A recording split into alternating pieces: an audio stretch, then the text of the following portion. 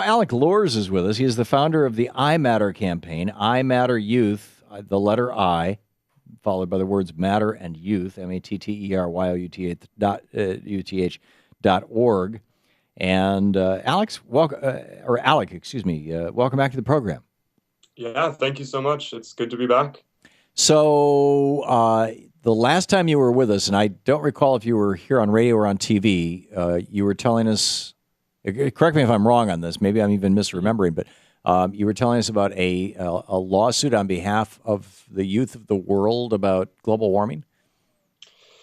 Well, yeah, basically it's at this point, it's on behalf of the U.S. youth, pretty much just standing up for our planet, saying that we don't want the government to keep allowing the fossil fuel industry to take advantage of our future, of our basically the planet we depend on for life, because they actually have a legal obligation to protect natural resources for future generations under the public trust doctrine and commons law and these really well-founded legal doctrines. They being whom? The U.S. government. Every sovereign state, as one of the aspects of sovereignty, has to agree to basically, to some extent, protect navigable waters and land and forests and things and like is this under United Nations agreement, or is this, where do we find this in law? Completely clear about the actual legality of it. All I know is that basically the public trust doctrine states that we have to keep these resources in common for future generations, basically as beneficiaries of this trust. Right. And we, as young people, as the youngest generation, are basically standing on behalf of those future stakeholders, the ones who will basically have to inherit the planet that we create over the course of our generation's lifetime.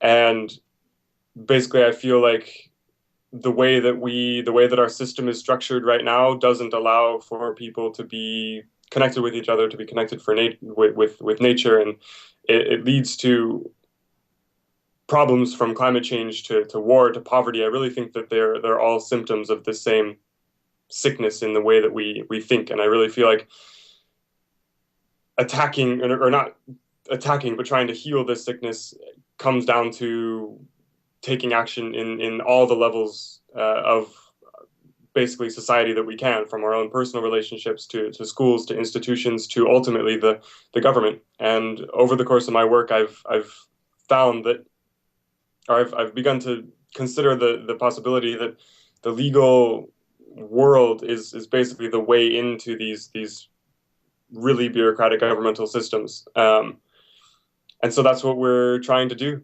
We're working with a group of really good lawyers who have been working on this legal doctrine called atmospheric trust litigation.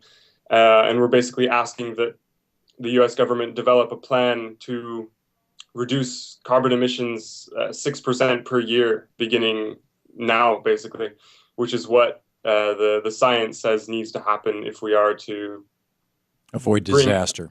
Avoid disaster, basically. Yeah. And who is the litigant? You mean who's filing the case? Yeah. On who? Yeah.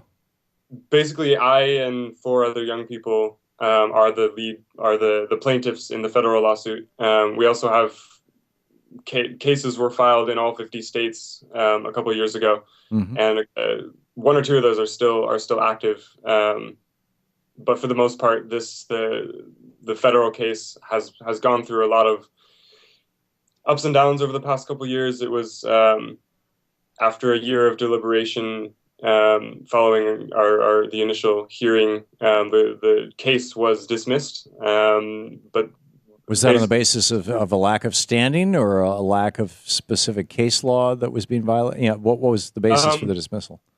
Well, it was, I mean, the manufacturing and trucking industries actually intervened in the case to fight us, essentially. And they pretty much sent a team of really good lawyers just to find any loophole that they could in our argument, and basically just resort to legal quibbles about who has the jurisdiction for this or what the right jargon is for that. And it basically just, the moral issue wasn't allowed to be made at all. I mean, Dr. James Hansen one of the world's top climate scientists, was ready to testify at the hearing on behalf of his grandchildren, but the court wouldn't allow the climate change point to be made at all. They basically just resorted to just picking apart the language of the legal. Have things gotten better since then? They have. We filed a motion we filed an appeal, and that has taken until this week to be heard. But in which court? In the Court of Appeals in Washington, D.C. So the D.C. Circuit Court, the D.C. Appeals Court. Yeah, and it's we were supposed to have an oral argument last Friday or last week sometime, but that was canceled. For some reason, they basically just didn't want the constituents in this case, the young people who are ready to come to the court and basically show their faces to the so what's going to happen? There. So the judges deliberated on their own in private on Friday. You mean just based on front of the court briefs? Pretty much based on all of the various documents that we've filed. There's amicus curiae briefs that some scientists filed. There's a lot of documents that have been submitted, but basically just culminating, or I'm going through all of that and making a decision. So we're currently in the process of just sort of waiting for that to come in. But I personally feel hopeful. There's honestly no way to be able to tell at this point what the outcome will be. Have any state courts ruled in your favor? A couple of them have made it pretty far in the process at this point. The problem is that the entire process is so slow that it's hard to get any sort of outcome quickly. But a couple of the courts did. Oh, I think your Skype just froze. Yeah, we just lost the signal. This is the one of the problems with this wonderful new technology. Oh, he's back? Yeah. Okay, you're back. Oh, did it go out? Yeah, it froze up there for a minute. So I was asking state courts, any success? We have about a half a minute left. Okay. I mean, for the most part, most of them were dismissed just on the premise that we didn't have. I don't know. I'm not completely sure about why they were all dismissed, but the federal case is still alive, and the important thing the important point to make is that we're going to continue fighting no matter what happens. And there you go. Okay. Alec Loorz, he's the founder of the iMatter Campaign, the website imatteryouth.org, the letter I, matteryouth.org. And Alec, thank you for dropping by, Alec. Yeah, thank you. Good talking.